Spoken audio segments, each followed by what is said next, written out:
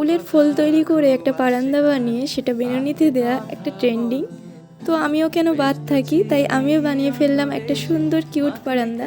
অনেকে ক্রুশকাঠি দিয়ে করছে আর অনেকে এমনিভাবেই তৈরি করছে ফুল উলের।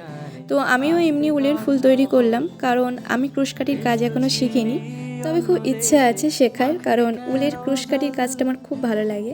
আমি সব ফুলগুলো হোয়াইট কালারে রেখেছি আর তাদের মাঝে কিছু অন্য রকমের সুতো পাকিয়ে দিয়ে দিয়েছি। এতে ফুলগুলো বেশি সুন্দর লাগছিল আমার যেটা মনে হলো। আচ্ছা, তারপরে একটা সবুজ কালারের উল দিয়ে আমি 3 ভাগ করে নিয়ে বেনুনি করে নিয়েছিলাম।